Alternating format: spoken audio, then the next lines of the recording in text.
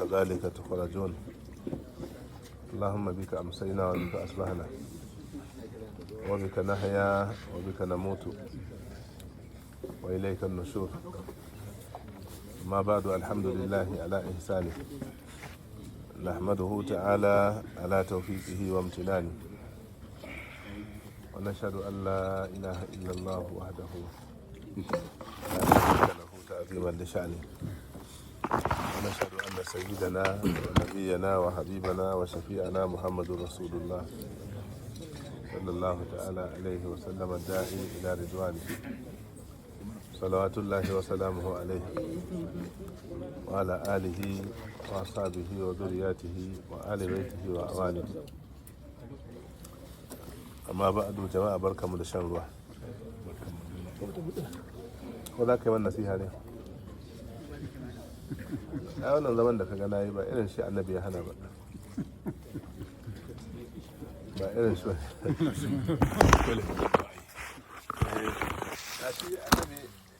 wanda mai da hannuwa duka baya shi ne inda annabi ya hana. Ba rabo ba amma dai hannu guda wannan ba rabo ba dan bulan ya hada sweet wannan aiko shi aka yi to aiko shi da masu wala nan kaya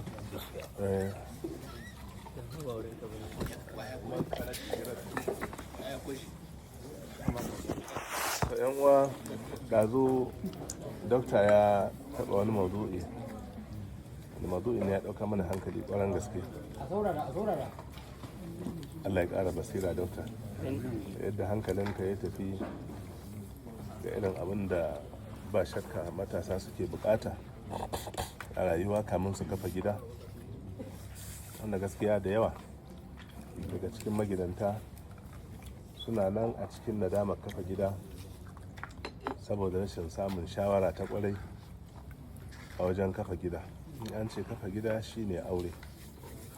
Dokta ya taɓa wata magana mai muhimmanci da sosai, ya tattauna ta kuma duk mai hankali ya kamata ya lura. Matasa, a duba al'amarin aure kuma a ɗauke shi yadda manzon Allah sallallahu alaihi wasallama ya ɗauke shi.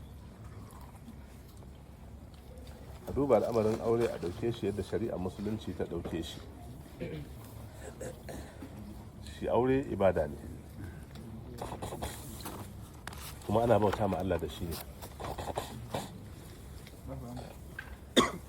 Akwai hadisi na manzon Allah sallallahu alaihi wasallam da yace idza tazawwaja al-mar'u faqad istakmala nisfa dinihi falyataq illaha fi nisfi al-baqi. Idan mutum mace ko namiji suka yi aure to sun cika rabin addinin su, sai su ji tsoron Allah a cikin ragowar rabin. Da yawa mutane sun gina gida irin na nadama, suna kuma cikin nadama bayan shekaru sun hau. An gina gidan akan tubalin toka.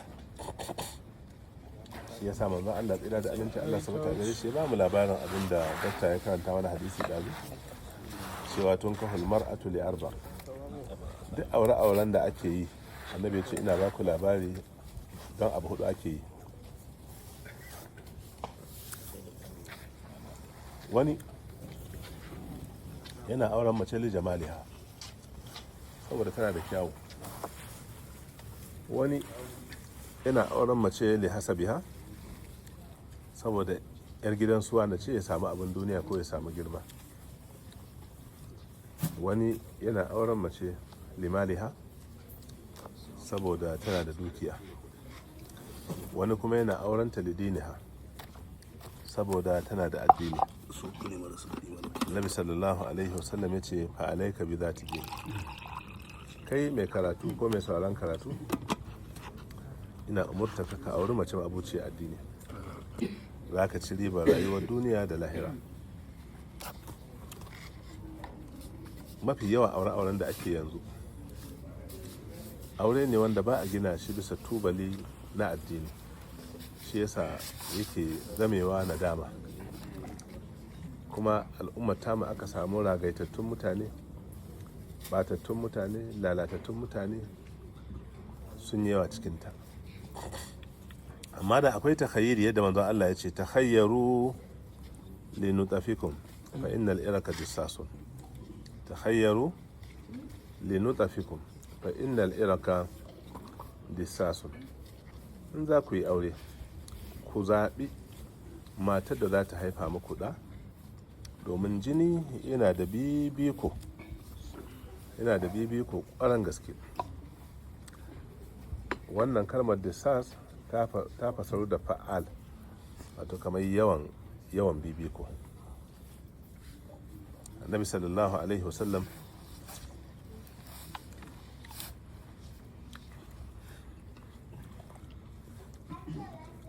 ya ce takayyaru linubhaikum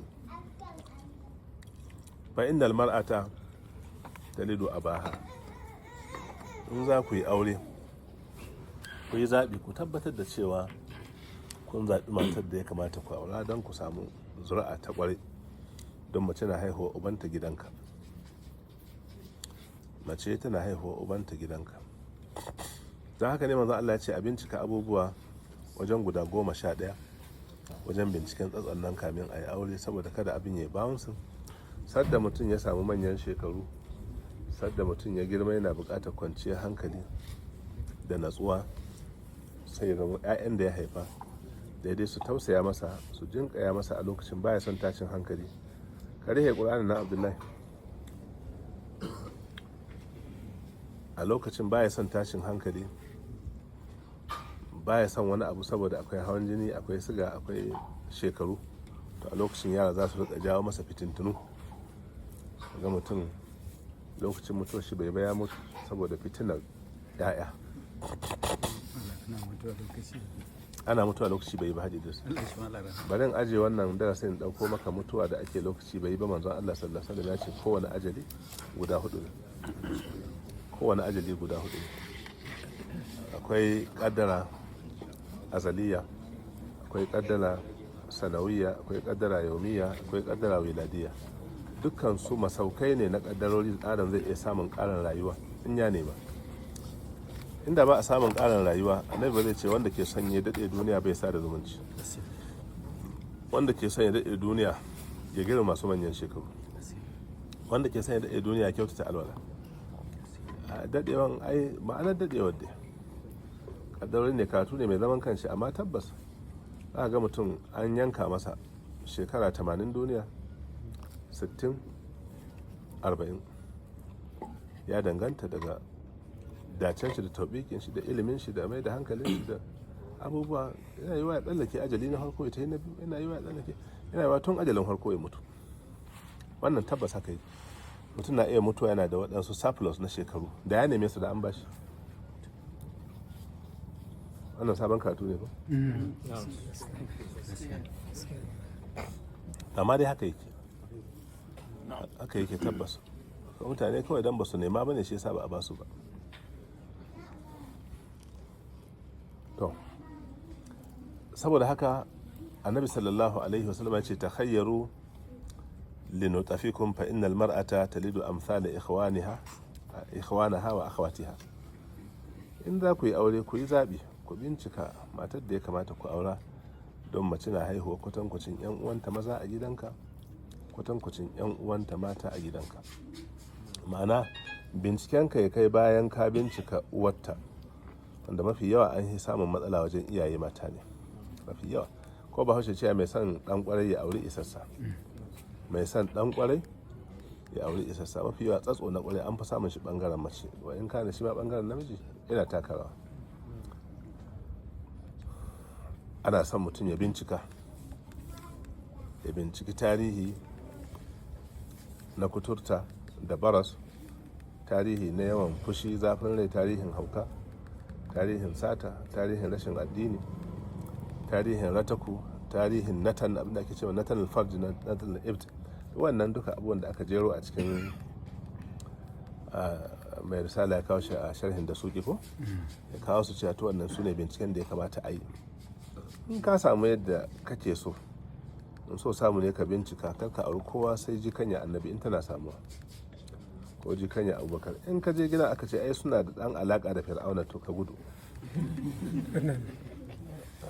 don tana iya haihuwa kakanta na wajen 80 kila ta haihuwa fir'auna. Ga tarbiyya ka bada, ga ƙur'ani ya haddace, amma idan jinin ya kada ya fara tsiyata ku sai a ce wannan malamin wadda ina karatun shi, ina ƙur'anin ina hadisin, jini ne in ya fara tasha bai ma sai na yi ba saboda jinin ya motsa. Annabi sallallahu alaihi wasallam ya ce iyakum kai daga ji kasa wannan hani ne ko? Iyakum wal khadara addiman, na hana ku auren horon juji. Waƙila ya rasulullahi wa ma khadara addiman, mene ne horon juji ya annabi Allah? Ƙala ya ce almar'atul hasana fi man batisu, mace mai kyau amma da mugun asali, asalin nata ba mai kyau bane, ma'ana iyayenta wajen uwa harko akwai dan mugun tarihi, wajen uba shi ma akwai dan tarihi mai tsami, in ka ji ka tsallake, in ba haka ba za ka shirya ma kanka bakin ciki da sai ka girma abin ya zo maka. Wani abin kana ganin shi kai kasancewa jini ne, kana ganin abin kasancewa jini ne. Wani magana dokta ya yi, na ga mutane magidanta manya-manya, waɗansu gidaje ma na malamai, waɗansu gidaje na masu hali, wanda kawai abin da ya ɗauke su kyale-kyale, mutum ya tashi daga nan ya tafi har Nijar ya aure buzuwa ya aure kaza ya aure irin wani abu, kawai dai fata jikin. Can tarihin ba a san me aka yi ba ya aka yi, ya zo kuma ya shiga uku. A haifi 'ya'yan su zo su yi ta kafafa, su suna da kyawun jiki, su launin su kaza ne, su kaza, su ga su daban da mutane, wannan ma hana su tawali'u, a yi ta hama. Kuma can cikin tarihin sai ka ji akwai wasu abubuwa marasa kyawu kuma sun biyo jinin.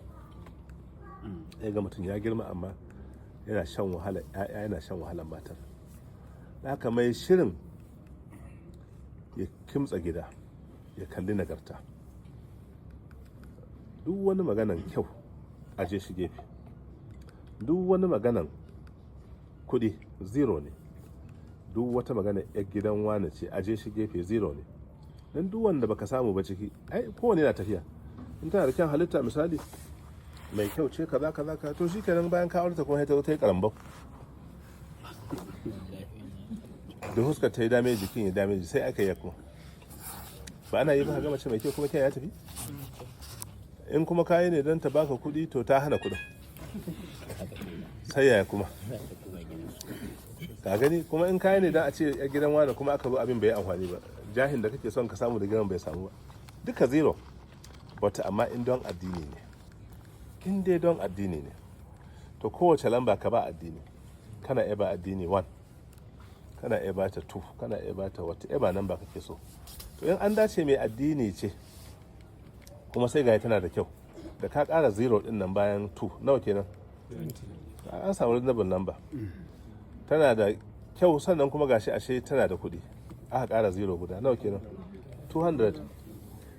Ashe kuma yar gidan suwana ce kuma aka ƙara 0 ɗaya, kaga 2000. Amma in ka fara da 0, duk in ka sa 0 number duk za ta biyo bayan 0, a ce 0 behind the decimal point 0. Kuma za ka gane wannan mace a yi saboda tana da kyau bari in je in aure ta, ni na koya mata addinin. Ƙasa za ka gane cewa ba hannunka ya kamata koyi addini ba, ta ginu a rayuwa daga gidan iyayenta ya kamata a ce mai addinin ce. Ba za ka gane nan ba, duk wanda suke wannan gangancin sun sani, yanzu suke ɗanɗana abin. Da haka 'yan uwa masu albarka, in mutum zai kafa gida ya dubi abin da ake yi na nagarta. Annabi sallallahu alaihi wasallama yake cewa idza mata al-insanu in qata amaluhu illa min 3: ilmun yuntafa'u bihi, aw waladun salihun yad'u lahu, aw sadaqatun jariyatun. Da adam ya mutu komai nasa ya kare sai abu uku: ilimi wanda shi ya amfani da shi ya karantar, ko ya dauki nauyin wani ya wata ƙasa ya karanta, ko ya dauki nauyin ɗalibai su haddace Qur'ani, ko ya dauki nauyin duk wani abu na hidima da ya ma ilimi wani abu zai tabinsa. Na ce bismillahir rahmanir rahim harafi 19 ko yanzu an bani lada 190 inda ba ramadanu bane ba. Shi kau kirga aikin alkhairi a cikin ramadanu an ce man ja'a bil hasanati falahu ashru fi ma gairar ramadanu kenan, amma yanzu abin yana farawa daga 70 ne. Kaga aka ba lada 70 sau 19 aka ba malami na, aka ba malamin shi, aka ba malamin shi, malamin shi, abin har ya koma ga annabi sallallahu alaihi wasallam, don shi ya fara kantar da wannan. Awwaladun salihun ko ɗa na kwarai ya da ulahu da zai rika masa addu'a. Haka ɗa na kwarai wallahi abin nema ne. Ka tsaya ka shirya da kyau ka nemi ɗa na kwarai wanda za ka bar shi a wannan duniya saboda ka samu rahama Allah. Ɗa yana zama cikakken sila na samun rahama uban shi.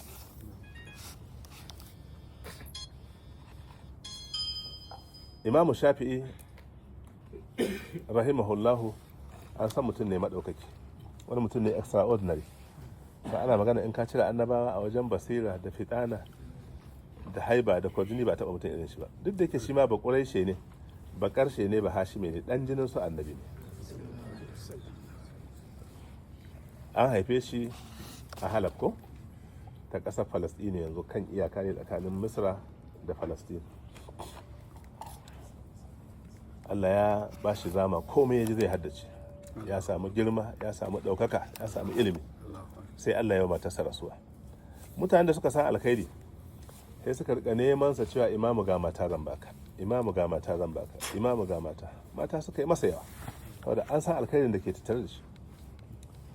Ya ce ina da ka'ida, don ba kawai ina son aure mata bane ba kawai shi kenan aure, a'a ina son auren da ina so in saka jalli a cikin addini ne. Matar da zan haifi ɗa wanda zai zo ya zama mai tasiri mai amfani ga musulmi da musulunci. Ina da criteria wacce zan aura. Babban almajirin shi ya ce wace ce criteria ka? Ya ce na farko sai wadda ta haddace alkur'ani cikin tawalu da sanin girman daraja alkur'ani. Na biyu sai tana da karanci hadisi 2000 a cikin kanta. Na uku abinci ko man uwarta da uwarta da uwarta. 3 stages. Abinci kuma ubanta da uban ubanta da uban ubanta. In ba wani abin kunya da ya taba tsira ko zalunci da ya fito fili, wani abu na asha da za a ambata a cikin tsatson, to ina so. Kuma aka yi ta bincikawa, masha Allah aka samu masa mata irin wannan. Unfortunately da aka samu matan na aka ce to ga ya imamu an samu mata da dan samo kali kaɗan, saboda suna yara suna da faɗa da ƙaninta, ya soka mata tsinken kitso a ido, idan ta ɗaya tsiyaye, ba ta da ido ɗaya. Ce in dai akwai wancan criteria amma da mata ita, kuma ita ya aura cikin ɗaruruwan matan da aka bashi mai ido ɗaya ya aura, saboda ya san abin da ya shirya ma rayuwa. Kuma gashi nan duk rubuce-rubucen Imamu Shafi'i da bai ida ba wa ida su ayyukan shi na alkhairi, wannan matar Abdallah. Kun ga ashe abin shiri ne, kuma ba a fafa gora ran tahiya. Saurayi wanda bai aure ba ya tsaya ya duba, ya yi nazari. Wance ta kawo mashi mata ya dangi wa ya tsaya ya yi ta roƙon Allah, ya yi ta addu'a Allah ya bashi mata, kuma ya ƙoƙari lallai ya tafi gidan addini, lallai ya auri mata dan addini. Manzo Allah tsira da amincin Allah sauta a gare shi ya ce zaqa ta'amal iman, zaqa ta'amal iman, ya ɗanɗani daɗin imani. Wane ne ya annabi Allah ce man ahabbam ri'an, wanda ya so wani mutum la yuhibbuhu illa fillah, ba dan komai ke son shi ba sai don Allah, sai don addini kawai. Yana daga cikin ƙa'idojin rayuwa cewa an yuhibba lillah, duk wanda zai so wani ya so shi don Allah, wanda duk zaka so duniya ka so shi don Allah, wanda kuma duk zaka ƙi ka ƙi shi don Allah. To soyayya da ake bazawa yanzu, ba wani jagoranci, ba wani fiqihu, ba wata tambaya, ba wani shiri, kawai auren ya koma wani abu na yayi. Aje a yoshi a yi ta shan wuya, sannan in tafiya ta yi tafiya, consequences din sai su biyo ba. Sai ga lokacin mutum ya haura 50, abubuwa suna tambayo shi, a lokacin kuma ba ta gyaruwa. Kuma duk wanda ya aure bai yi bincike ba, wannan kalmar takhayyaru ya saɓi Allah. Kuma daga cikin irin saɓon wannan akwai saɓo ne wanda yake da consequences, da duk wanda irin wannan saɓon to kuma zai ɗanɗani consequences. Idan ya nemi gafara Allah akan abin, Allah ya fi masa, bata amma consequences ɗin suna nan. Consequences ɗin nan, wani mutum ya yi ƙara ɗansa wajen Sayyidina Umar, ya ce, ya sarki musulmi, wannan yaron wannan zagi na yake, bai man ladabi, bai man aiki ina sashi, ina magana yana magana, na bai ce aje a kira shi. Aka kira shi Sayyidina Umar ya ce, kai yaro, ya ba ka yi ubanka biya? Ya ce, ban santa ba, ni biye, ni ba san wani abu ya ba. Ai sarkin musulmi ne yanzu wannan uban, yadda hanyar da ya biya zo da ni duniya gaba ɗaya ba ta yi ba. Na san cewa mahaifiyar da ke gare ni nan garin, da na faɗi sunanta za ka ji sunan, mutum ne banza ce a garin nan, kowa ya santa, ba mutum ne kirki ba ce, jininta ne yake halbi na. Sannan kuma suna mai kyau shi kanshi wani abu ne. Sarkin musulmi, wannan mutumin har sa man suna na bozozo, sa suna na bozozo, uba ya sa wa ɗan shi suna bozozo. Gashi manzo Allah ya ce al-asma'u tata'assaru bil musammayat, sunaye suna yin tasiri ga abin da aka sama suna. Ana son suna a nemi albarka, a cikin suna. Don me za ka sama ɗanka suna mugun suna? Sannan ya ce kuma ina bin sa bashin Qur'ani, bai sa ni makaranta ba, bai koyar da ni da haka kawai, sai dai aikin gona, sai abubuwa na wahala, har na bijire na gaba zan iya ba, kawai na tsallake. Haka ni ba da wani ilimi da ya dora ni akai. Kaga duk consequences din sai suka koma kanwa, kan uba, wanda mai saboda bai shirya ba.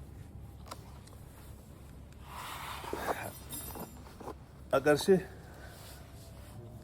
ina tuna mana hadisin Imamu Ibn Majah rahmatullahi alaihi, wani hadisi da ya fitar, wanda manzon Allah tsira da amincin Allah su bata gare shi ce, ku yi kirkiri, ku mai da hankali, ku kashe kuɗi, ku yi duk da za ku yi, ku samar da 'ya'ya na ƙwarai a wannan duniya, domin 'ya'ya na ƙwarai suna zama silar gafara. Annabi ya ce a can zamanin Banu Isra'ila wani mutum ya mutu, ba shi da alkhairi ko ɗaya da ya rage masa, ba sum'a ba ko kuma riya. Musulmi dai ne, amma ayyukansa gaba ɗaya sun ɓaci, wasu da sum'a, wasu da gariya. Ya mutu, aka sashi cikin kabari, ba shi da komai na alkhairi. Ana game masa tambayoyi, aka buɗa masa ƙofofin wuta guda 7. Ya ci gaba da babbakuwa a cikin wuta. Ya ba cikin ɗan, a wata faɗa aka ce a ya ba yaron yana ƙarami. Tunda yaron ya tashi aka ce babanku ya rasu. Ya mai da hankali yaron nan a cikin sha'anin neman addini, neman ilimi da neman kuɗi. In ya samu ɗan wani abu ya sadaka, ce Allah kai mu baba, Allah ka ji kan baba, Allah kai mu baba, Allah ka ji kan baba. Yaro ya ta yi, ana nan aka rufe masa taga wuta ɗaya daga cikin 7, kuma sai aka taimake shi aka rufe mai ta wajen fuska, inda ya babba kuwa, kamar mai ta kirji da baya da sauran tagogi guda 6. Ana nan bayan wani lokaci aka ƙara rufe taga wuta ɗaya, haka zuwa waɗansu 'yan shekarkaru, ayyukan alkhairi na taruwa, sai aka rufe tagogin wuta duka, ya ji shiru, sai dai zafin kabari da duhun shi. Ran nan kawai sai gashi an dallo masa taga ɗaya daga cikin aljanna. Ran nan ne ya tambaya, ce ai rab, anna hadha, ce ya Allah, wannan kuma daga ina ne? Ya ce min ibnika salih, daga ɗanka ne wanda ka baro na ƙwarai. Tun da ya ji ka mutu ya tashi bai ganka ba, yake da damuwa, bai taɓa sallafar lafaci ya tuna kai na addu'a. Wannan addu'o'in kuma su wani abu ne da Allah ya ce ai saye yake, yana saye, yana ba da ladan, yana saye, ita ce aka tattara har alkhairin kai rinjaya ka zo ga wannan matakin. In dai bai bari ba, to darajojinka za su ta haihuwa. Kai kamar yanzu kan ga karan baka da aiki, ba abin za ka yi a baka lada, amma tun da ka baro baya mai kyau, ka ci gaba da samun wannan da tana zuwa. Da haka duk wanda ya tsaye ayyuwan mai daka, ya koya wa ɗansa sallah, ko ya kai shi islamiyya aka koya mashi, to duk ɗan shi zai sallah shi, za a ba ɗan lada kuma za a ba shi. In zai karanta alkur'ani za a ba shi lada kuma zai ba shi. In yayi zakka za a ba ɗan lada kuma za a ba uban, dan uban ne sila. duk abin alkhairin da ya Allah ta'ala zai sa su yi tare a ciki. Kuma daidai yake idan ya yi abin tsiya da raunin tarbiyyar uban ya yi sakaki bai abin da ya kamata ba, duk abin tsiyar da ya kuma sai an kai mai zunubin ko ya girma ya balaga, don shi ya masa wannan silar, don shi ya bashi akan wannan tafarki, kuma shi ya bashi akan wannan lalacewa. Da haka tarbiyyar ai jama'a ibada ne, kuma yi makai ne, kamfani ne haka fadan zuwa lahira lahiya, zuwa lahira lafiya. Da haka matasa, wannan maudu'i na dokta na ji daɗin shi ɗazu, na ji daɗin shi ɓaran gaske. Da ce mun zauna sai in ba darasi na wazin kalama idan na ɗirta fa inna ma yubu da uyubi liman ɗigin. Mu yi wannan darasin saboda ƙila gobe in an abin da sai ga duriya ya yi rame ana ta haka na shi. To wannan darasin wanda bai faɗa tarkon rayuwa ba kada ya faɗa, wanda kuma ya riga ya aure yanzu a kife sai sorry, consequences din suna nan ta. Wanda kuma bai ba kai yayi, ya tsaya ya natsu, ya yi abin da ya kamata, ya nemi taimakon Allah, ya yi addu'o'i, sannan ya nemi tsatso kamin ya aure kada a afka na dama. Muna roƙon Allah shi mana gafara, Allah ya samu dace. Na'am. Sai ya yi auren. Na'am, auren. Misali sai ya ji wannan, to amma bai so riga su kayo, ya saki. In ya bincika akwai illa. Malam Imamu Suhunun ya ce ana raddin mace idan ya ji akwai illa wadda aka rufe masa ko binciken shi bai kai ba. Illolin can guda 11 wanda aka ambace su, idan akwai ɗaya daga ciki ana raddin mace, ana raddi. Amma dai a kyautata, yana cewa wala junaha alaikum in dallaqtumun nisaa ma lam tamassuhunna aw tafridu lahunna faridatan wa mat'uhunna 'ala al-musi'i qadruhu wa 'ala al-muqtiri qadruhu mata'an bil ma'ruf haqqan 'ala al-muhsinin. Ko wa in dallaqaha wa in dallaqtumuhunna min qabli an tamassuhunna aw tafridu lahunna farida fa nisfu ma faradtum. Ko illa an ya'funa aw ya'fu alladhi bi yadihi 'uqdatun nikah wa an ta'fu aqrabu lit-taqwa wa la tansaw al-fadla bainakum.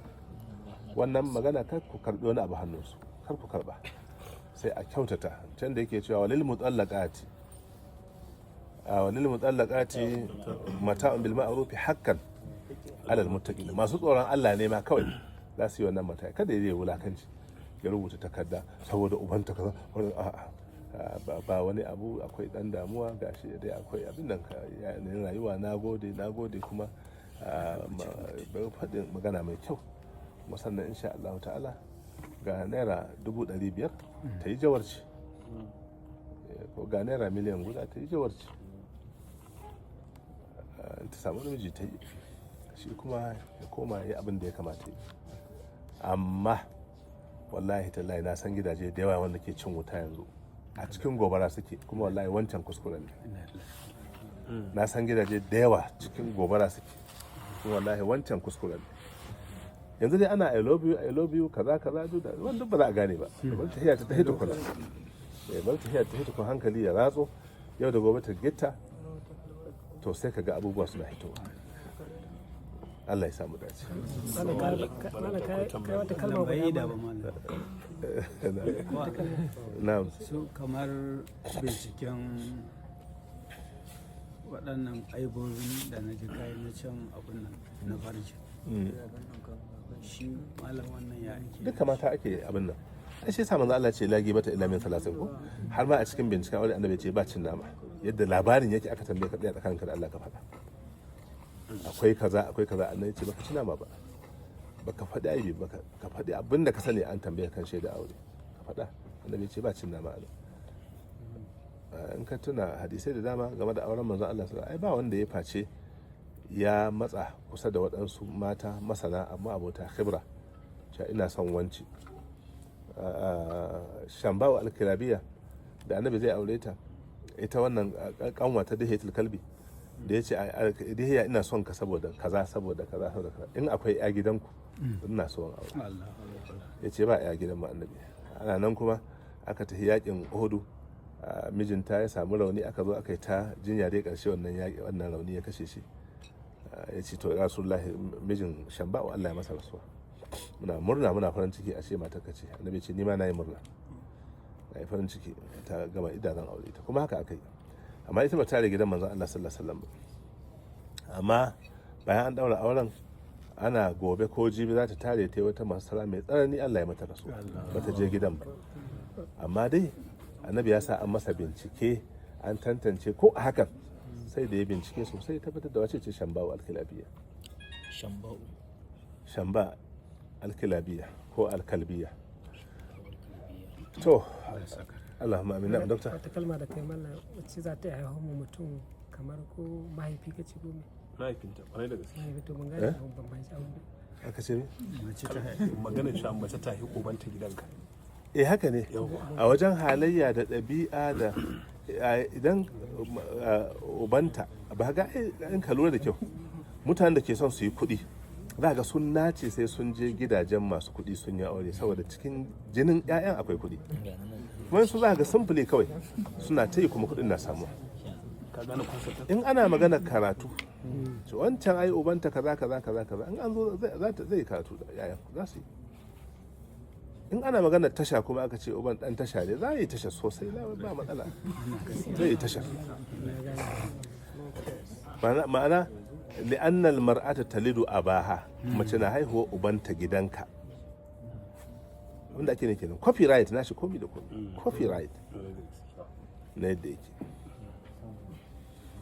Malami, na'am, tambaya ta shi ne kamar misali yanzu yanda akan samu mata da bakin tsatsu ba, to na san akwai wasu da kan ba da himma su irin wannan kokarin, wanda za ka ji ana karfafa su ashe jihadi ne su auro wata wadda bakin tsatsa ba su kawo gidajensu. ka ba wani can ya je wannan jihadin.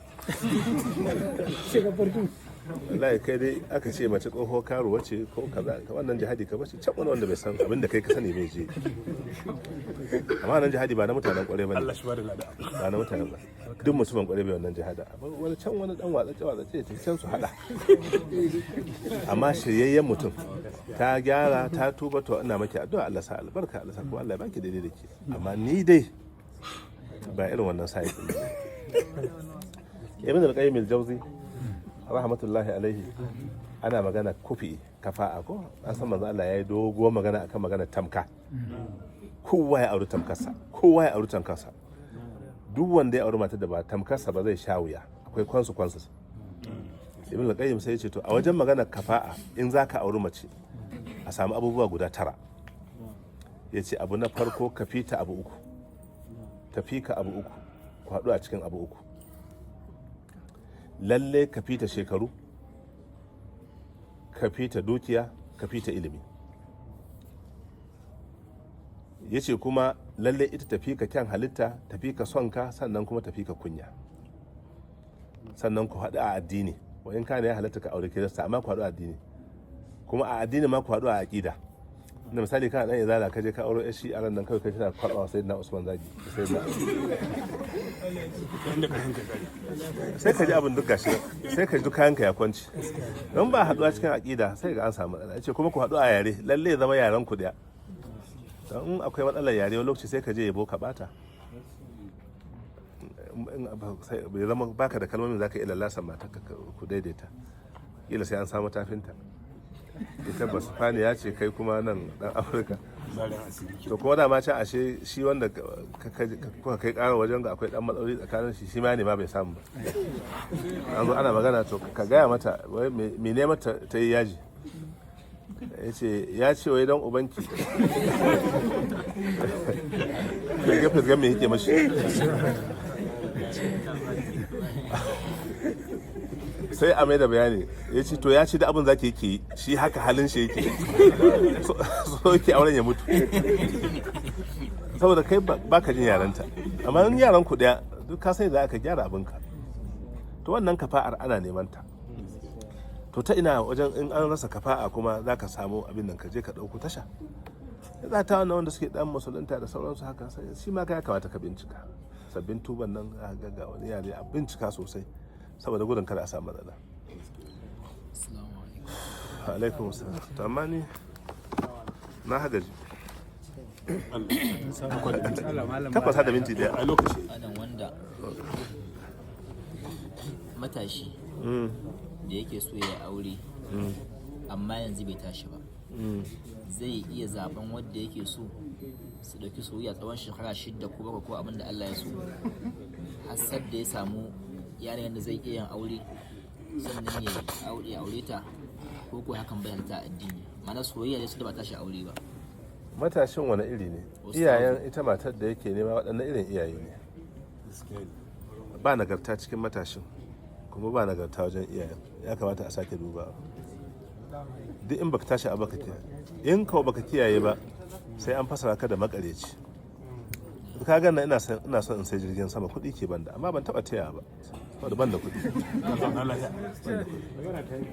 to ka tafi can ka taya wancan abin baka da kuɗi ka taya ce har yan kasa su gane ce ga makarecin nan ya shigo wallahi sai tayi kawai ba sai zai ba sai tayi ko me kake son abu kawai kai ta addu'a ka kame sadda ka tashi Allah zai kawo maka abin da zaka yi amma kada ka je kai ta jarba soyayya kai ta haka zama abu na daban ka zama abu na daban Allah ya mana da kyau subhana rabbika rabbil izzati amma yasifun wa salamun alal mursalin walhamdulillahi rabbil alamin